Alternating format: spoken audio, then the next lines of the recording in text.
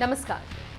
Power, पैसा, position, राजनीति ये सब दिलाती है, लेकिन अपने साथ दुश्मनों का खानदान खड़ा कर देती है।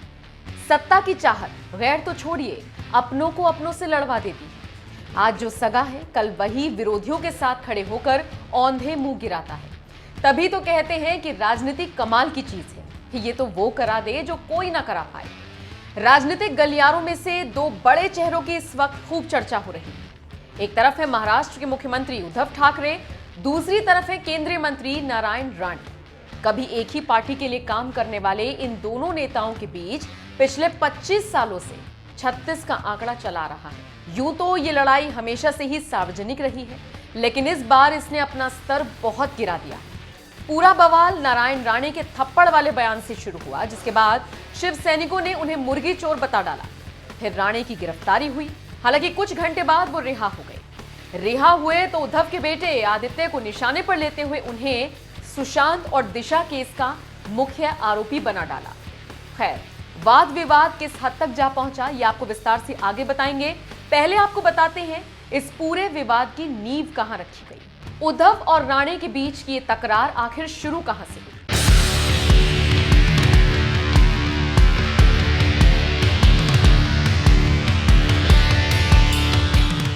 नारायण राणे कोंकण क्षेत्र से आने वाले मराठा नेता हैं, जो अपनी तेज तर्रार जुबान को लेकर जाने जाते रहे हैं। मतलब ये समझ लीजिए, किसी बात पर गुस्सा आ जाए तो राणे गाली गलौज से भी पीछे नहीं हटते हैं। कभी महाराष्ट्र सरकार में मंत्री के पद पर आसीन हुए राणे को बाला साहेब ठाकरे ने महाराष्ट्र का मुख्यमंत्री बना दिया था। हालांकि कहा जाता है कि ये बाल ठाकरे का एक तरफा फैसला था, क्योंकि शिव सैनिक राणे को खास पसंद नहीं करते थे। उनके विरोधियों में न सिर्फ शिव सैनिक बल्कि बाल ठाकरे के बेटे उद्धव भी शामिल थे। बताया जाता है कि उद्धव राणे और उनकी नीतियों का खुलकर विरोध करते थे। हालात तब बेकाबू हो गए जब उद्धव ठाकरे ने पिता के सामने ये शर्त रख दी थी कि अगर राणे पार्टी में रहे तो वो खुद घर छोड़कर चले जाएंगे। रिपोर्ट्स बताती हैं कि बेटे के आगे बाल ठाकरे को झुकना पड़ा था और राणे को शिवसेना से बाहर का रास्ता दिखा दिया गया। हालांकि खबरें ये भी कहती हैं कि कुछ वक्त बाद बाला साहेब ठाकरे ने खुद फोन कर राणे को फिर से पार्टी ज्वाइन करने का निमंत्रण दिया था, लेकिन फिर राणे ने मना कर दिया। ये बात 1999 की है, जब मनोहर जोशी की जगह राणे को मुख्यमंत्री बनाने का फैसला लिया गया था। इससे उद्धव ठाकरे खुश नहीं थे। ना ही वो राणे के पक्ष में थे और ना ही वो चाहते थे कि मनोहर जोशी को पद से हटाया जाए, यानी कि ये दोनों ही फैसले उनके खिलाफ थे। यहीं से उद्धव और राणे के बीच दरार पड़नी शुरू हुई।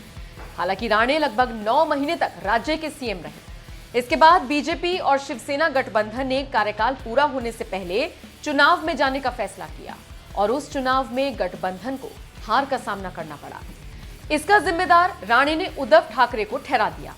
राणे ने कहा, बिना किसी को बताए उद्धव ने 15 उम्मीदवारों के नाम बदल दिए। यहीं से उद्धव और राणे के बीच हालात और बिगड़ते चले गए।